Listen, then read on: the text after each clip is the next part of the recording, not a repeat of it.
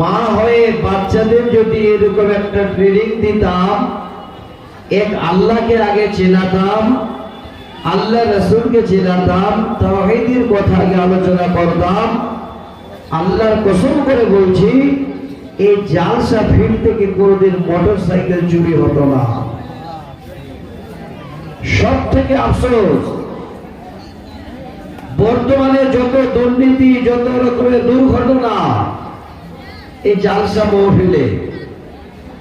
লজ্জা লাগে বলতে, আমরা পরিবারটাকে সুন্দর করে যে আজকে সাজাবো এই রকমের মানসিকতা আমাদের নেই, এই রকমের মানসিকতা আমাদের কারো নেই।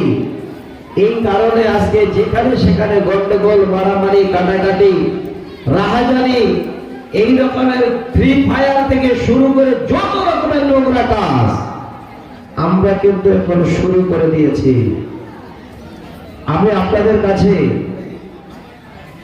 আল্লাহর কোরআন থেকে সূরা তাহরিম নামে একটি সূরা, সে সূরার প্রথম একটু অংশ আমি আপনাদের সামনে তুলে ধরলাম।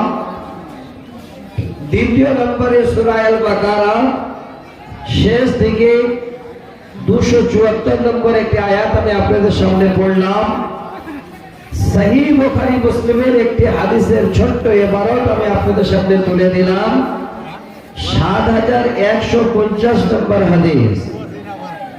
আমার শ্রোতা মণ্ডলী, কথাগুলোকে দয়া করে একটু খুব মনোযোগ সহকারে আগে শুনে নেবেন, তাহলে আপনারা নিজেরাই যেন ভাববেন যে আল্লাহ এই মাদ্রাসার প্রয়োজন আছে কি না।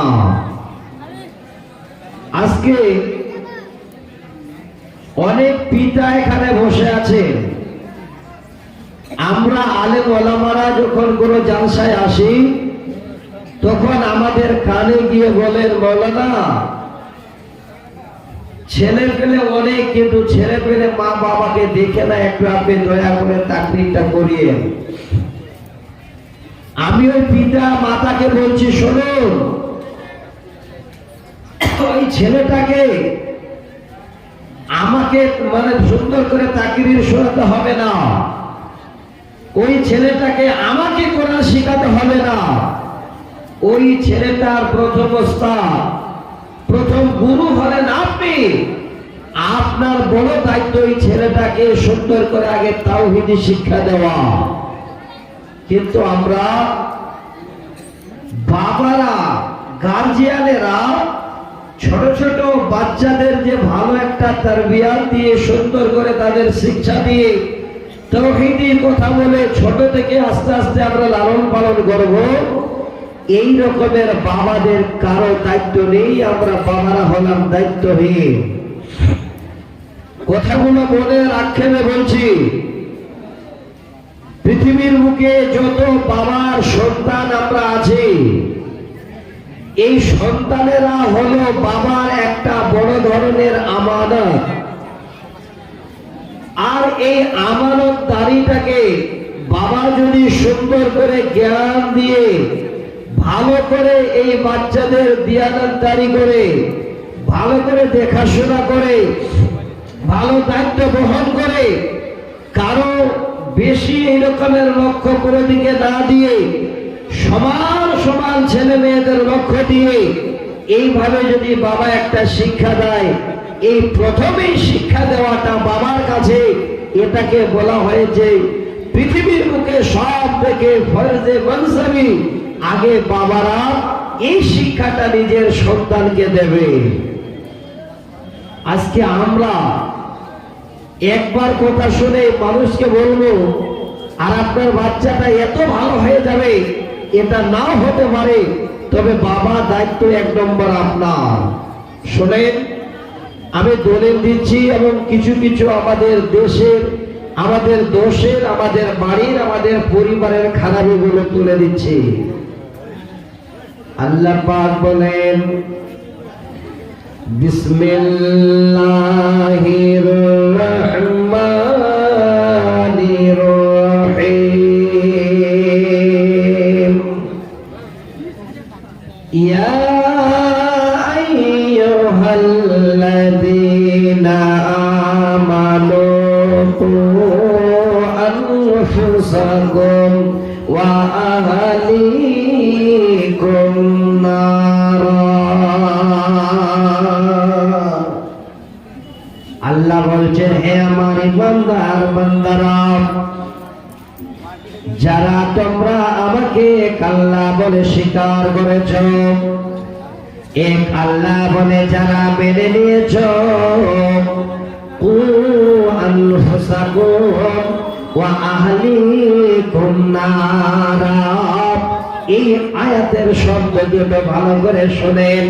আল্লাহ বলছেন, বান্দারে, আগে তুমি নিজে বাঁচো, তারপরে তুমি তোমার আহাল পরিবারকে জাহান্নামের আগুন থেকে বাঁচাও। আগে নিজেকে বাঁচতে বললেন।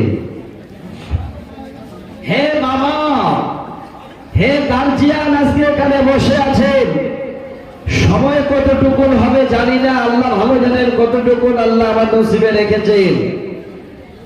আজকে আপনারা একটু কর্ণপাত করে শুনবেন। আপনার 4টা 5টা 7টা ছেলে থাকা সত্ত্বেও আপনি কেন বাবা আজকে ছেলেকে নিয়ে টেনশনে থাকবেন? 1 নম্বর, আগে ওই বাবাকে আমি বলবো, আপনি নিজে আগে তৈরি হন, আপনার ছেলেদের তৈরি করুন। প্রথমে এই রকমের জায়গাটা আপনি তুলে দিন, দেখবেন আপনার এই ছেলেরা কোনোদিন আপনার উপরে, আপনার মুখের উপরে একটা কোনো জবান খুলবে না। আপনি যেটাই বলবেন সেটাই একদম বিনা বিড়ালের মতো মেনে নেবে। কেন বলছি? আল্লাহকে নিজে বাঁচতে বললেন, তারপরে আহাল পরিবারকে, মানে সন্তান সন্ততি আপনার পরিবারকে জাহান্নামের আগুন থেকে বাঁচাতে বললেন। আল্লাহু আকবার। আল্লাহ বলছেন, আলাইহা মালাইকাতু গিলাদুন শিদাদুন লা ইয়াসুনাল্লাহা মা আমারহুম ওয়া ইয়াফআলুনা মা ইউমারুন। আল্লাহ বলছেন, বান্দারে, ওই জাহান্নামে আমার কঠিন ফেরেশতা যেন নিযুক্ত আছে। এই রকমের কঠিন ফেরেশতা আমার যেন জাহান্নামের পাহারাদার আছে, যে কোন রকমের কিঞ্চিত পরিমাণ আল্লাহ রাব্বুল আলামিনের কথার এদিক ওদিক করে না। এতই কঠিন আল্লাহর ফেরেশতা জাহান্নামের দায়িত্বে আছে, যে ফেরেশতা শুধুমাত্র সেখানে আল্লাহর হুকুম মানেন, আল্লাহ যাই করতে বলেন তাই করেন, আল্লাহর হুকুমের কিঞ্চিত পরিমাণ এদিক ওদিক করেন না। এই জাহান্নামটাকে একজন সুন্দর করে ফেরেশতার দায়িত্বে। সেই জাহান্নামটা কার জন্য? আল্লাহ পাক যেন বলছেন, এই জাহান্নামের ইন্ধন হলো মানুষ এবং পাথর। আমাদের মতো মানুষদেরকে আল্লাহ সেই জাহান্নামের ইন্ধন যোগাবেন। এই সমস্ত পাথর এবং মানুষ হলো জাহান্নামের খোরাক। এই জন্য আল্লাহ ওই জাহান্নাম থেকে আগে নিজেকে বাঁচতে বলেছেন, তারপরে আপনার পরিবার পরিজন, ছেলে মেয়ে, আহাল যা আছে সবাইকে জাহান্নামের আগুন থেকে আল্লাহ বাঁচাতে বললেন। এবার আসে, এটা বাবা আপনাকে শোনালাম, এটা পিতা আপনাকে শোনালাম। আজকে ছেলে আপনি কিভাবে তৈরি করবেন, ছেলেটাকে প্রাথমিক হালাতে আপনি কি শিখাবেন, এই ছেলেটা প্রাথমিক হালাতে আপনার ঘরে কেমন ছিল, আপনি বাবা কথাগুলো একটু ভালো করে কান খুলে শুনবেন। সহি হাদিস, সহি বুখারীর 893 নম্বর হাদিস, আল্লাহ রাসূল বলছেন, কুল্লুকুম রাইন ওয়া কুল্লুকুম মাসউলুন আন রাইয়াতিহি। আল্লাহ সমস্ত রকমের এই মানুষের জন্য একজন প্রতিনিধি বানিয়েছেন, আর ওই প্রতিনিধিকে আল্লাহ কিয়ামতের দিনে সওয়াল করবেন। আল্লাহ সেদিন জানতে চাইবেন, ওরে আমার বান্দা, আমি যে তোমাকে মালিক বানিয়েছিলাম, তোমার পরিবারের হেড মানুষ বানিয়েছিলাম, তোমার ছেলে মেয়েদের আমি তোমার জন্য মালিকানা দিয়েছিলাম, ওরে বান্দা, আমি ওই মালিকানা তোমার কাছে হিসাব চাই। আজকে ছেলে চোর হয়েছে, ছেলে আজকে সারাবি হয়েছে, ছেলে আজকে মা বাবার কথা শুনে না, ছেলে আজকে আপনি নিজেই যেন বড়কে বিচার দিচ্ছেন, এত অন্যায় করছে যে আমি বাবা আমার কথা শুনেই না। ভুল করেছেন আপনি, ভুল হয়েছে আপনার, এই দায়িত্বটা ছিল আপনার। ছেলেটাকে যেখানেই দাঁড়াতে বলবেন সেখানেই দাঁড়িয়ে থাকবে, যদি আপনি পিতাই ছেলেটাকে ছোট থেকে তারবিয়াত দিতেন। শোনেন, সহিহ বুখারীর হাদিস। আজকে বাবারা নিজের ছেলের সঙ্গে এই রকমের সম্পর্ক নষ্ট হওয়ার কারণ, নবীজি বলছেন, মা মিন আবদিন ইস্তারইহি রায়াতান। আল্লাহ রাব্বুল আলামিনের নবী বললেন, এই রকমের কোন আল্লাহর বান্দা সে যেন তার পরিবারের জন্য হলো মালিক। আল্লাহ তাকে মালিকানা দিয়েছেন, চারোয়া বানিয়ে দিয়েছেন। ইয়ামুত সুম্মা ইয়ামুত ওয়া হুয়া কাশুল লিরায়াতিহি ইল্লা হারামাল্লাহু আলাইহিল জান্নাহ। হাদিসটাকে শুনলে শরীরের রোগগুলো শিউরে যাবে। এই হাদিসের ভিতরে পিতাদের জন্য আগে আল্লাহ নবী সাবধান করে দিলেন। নবীজি বলছেন, হে অমুক পিতা, হে পরিবারের মেন মালিক, শুনে নাও ভালো করে। আমার নবী বলেছেন, তুমি আল্লাহ রাব্বুল আলামিনের জমিনে তোমার পরিবারের তুমি মালিক।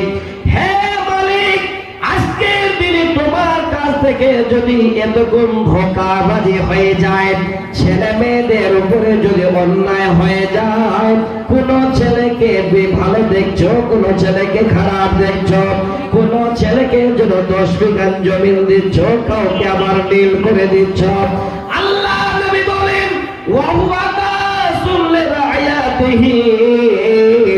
ওই পিতা, ওই বাবা এই ছেলের সঙ্গে ধোঁকাবাজি করলো পিতা হয়ে, নবীজি বলছেন, জানিয়ে দাও সুসংবাদ, ইল্লা হারামাল্লাহু আলাইহিল জান্নাহ। ওই পিতার জন্য, ওই ছেলের বাবার জন্য, ওই মালিকের জন্য আল্লাহর জান্নাত যাওয়া যেন তার জন্য হারাম। আজকে যারা বাবা, আজকে আপনাদের আমি শোনাচ্ছি, একটু মন দিয়ে শুনবেন। আপনাদের দায়িত্ব কেমন, আমাদের দায়িত্ব কেমন, আমি আপনাদের একটা উদাহরণ দেব আজকে। আশা করি উদাহরণটা মিথ্যে হবে না, উদাহরণটা আপনাদের সত্য আপনাদের সামনে তুলে দেব। আজকে বাবা আগে আমরা তৈরি হই। আমি একটা কথা বলছি, শুনবেন।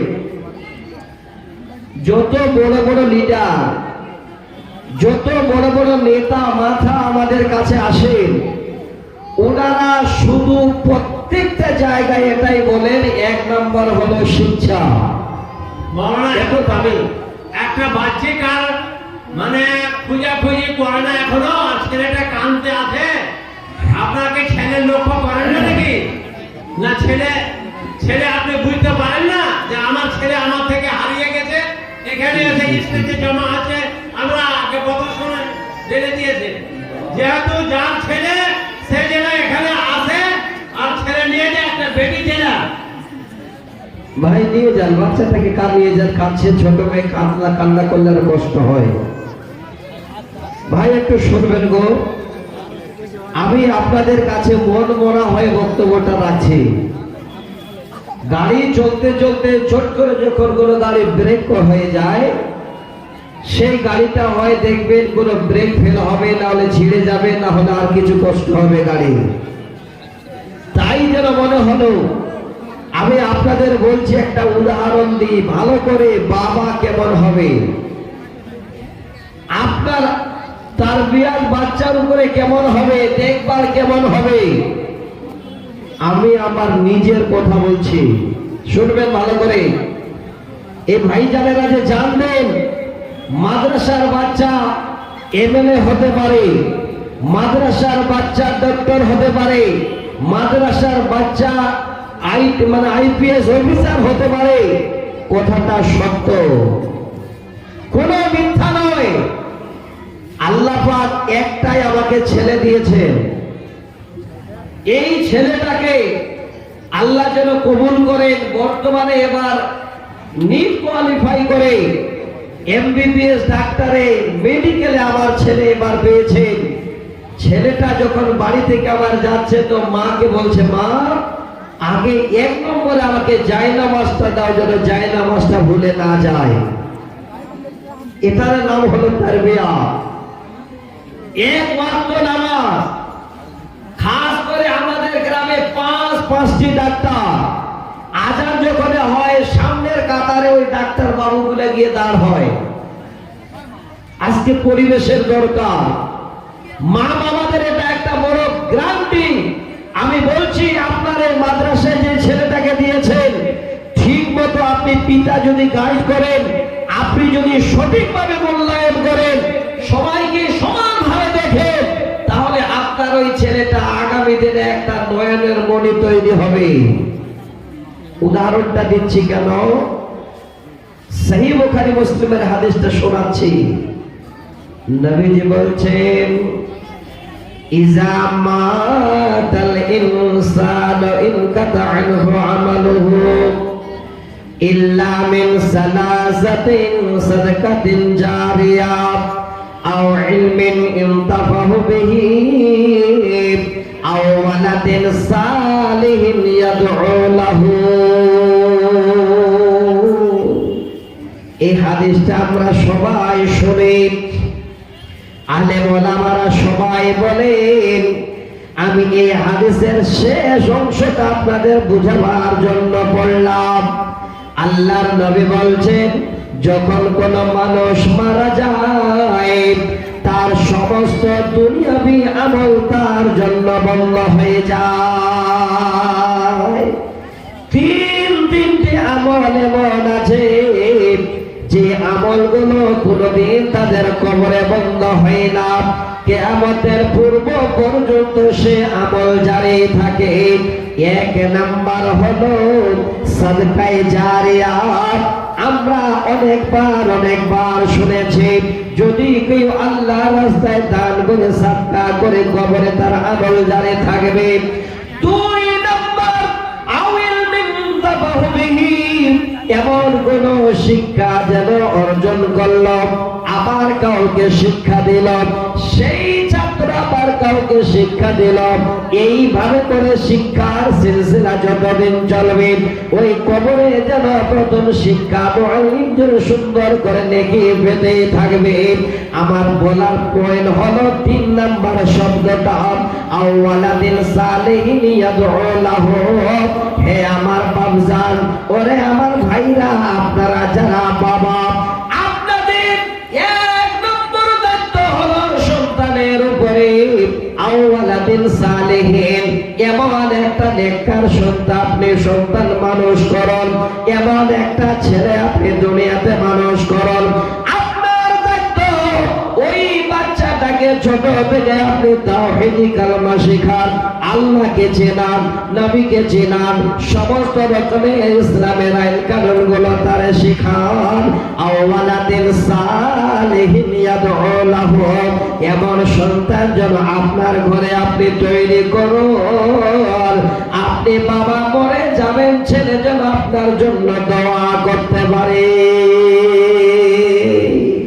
এটা বাবার দায়িত্ব, এটা পরিবারের মালিকের দায়িত্ব। এই দায়িত্বটা ওস্তাদের প্রথম নয়, এই দায়িত্বটা মাদ্রাসার লোকের প্রথম নয়, এই দায়িত্বটা হলো আপনি বাবা আপনার। এই জন্য আল্লাহ রাসূল বলছেন যে এই তিনটি সাদকার মধ্যে 3 নম্বর সাদকা হলো বাবার বড় ধরনের, সেটা একটা নেককার সন্তান যেন বাবা তৈরি করে। কখন থেকে তৈরি করবে? আপনার ছেলে যখন ফ্রি ফায়ার খেলতে শুরু করে দিয়েছে, আপনার ছেলে যখন রাস্তাঘাটে বন্ধু পেয়ে বিড়ি টানতে শুরু করে দিয়েছে, আপনার ছেলে যখন আপনার আয়ত্তের বাইরে চলে গেছে, তখন আপনি ওই ছেলেটাকে ধরে নিয়ে এসে মাদ্রাসায় ঢুকিয়ে দিচ্ছেন। এর নাম তারবিয়াতে আওলাদ নয়, তারবিয়াতে আওলাদেরই নয়।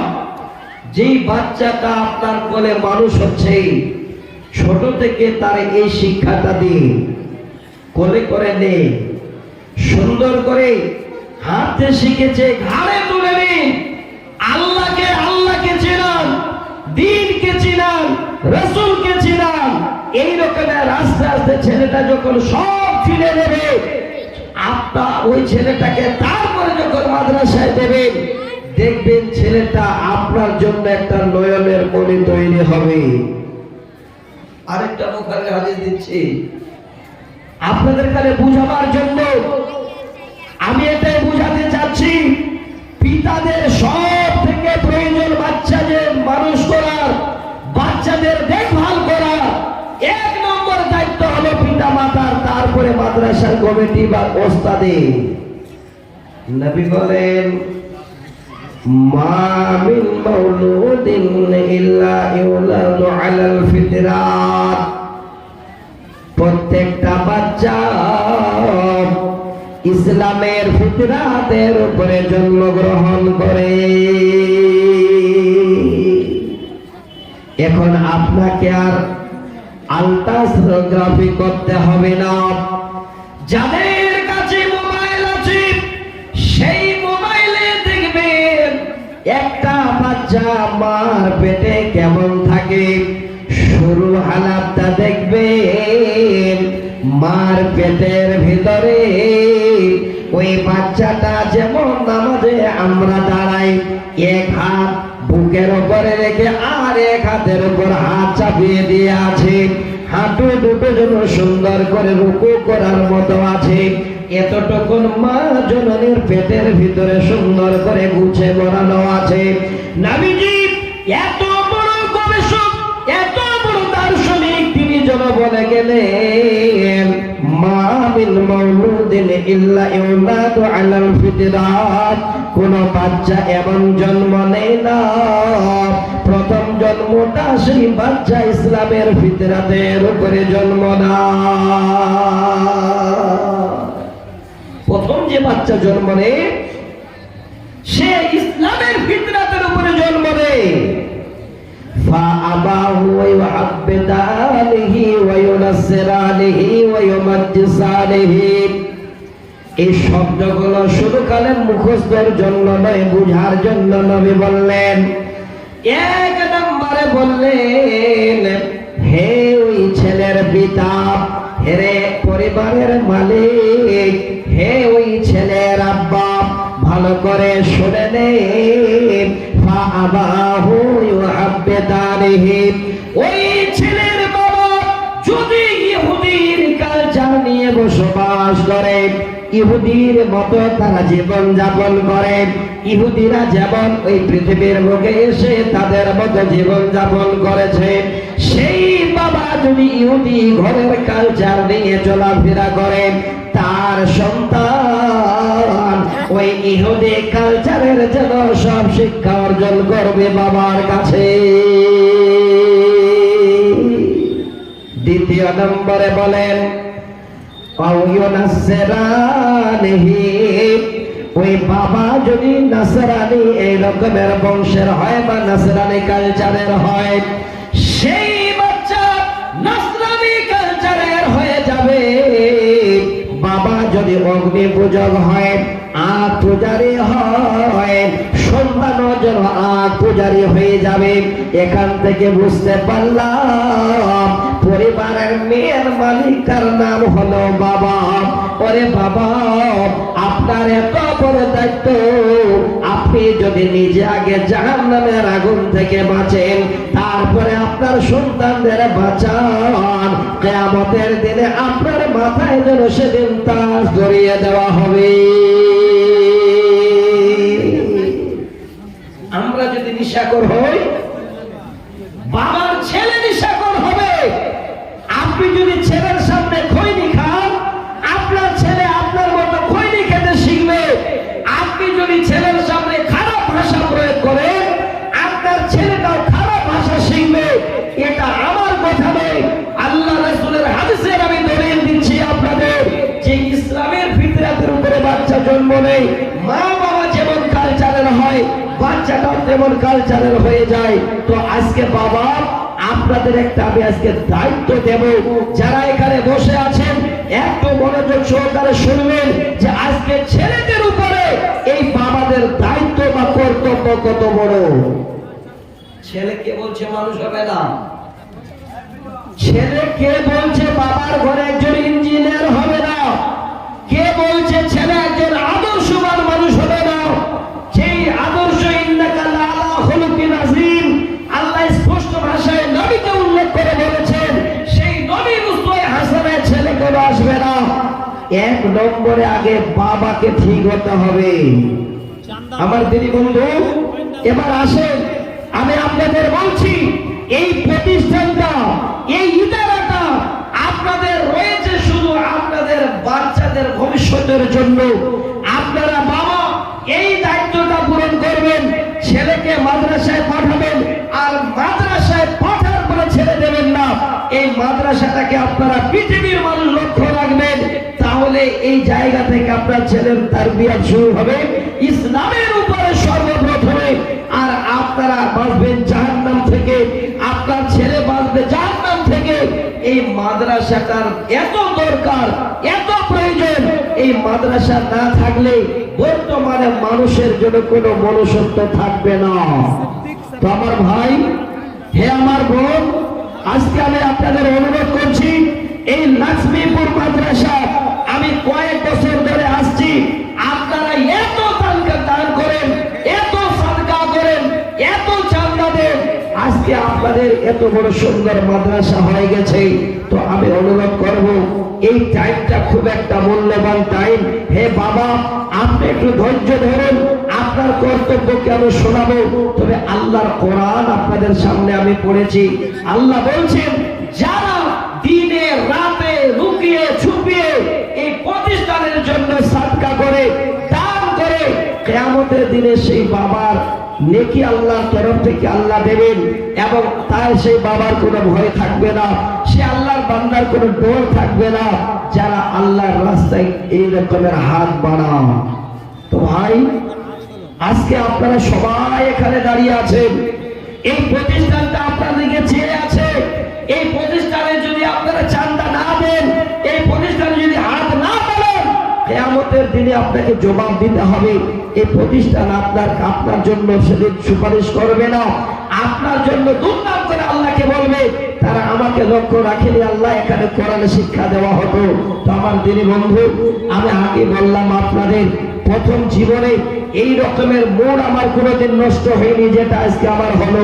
তো আমি একটু আপনাদের সকলের কাছে আবেদন করব, এই প্রতিষ্ঠানের জন্য আপনারা বেশি বেশি করে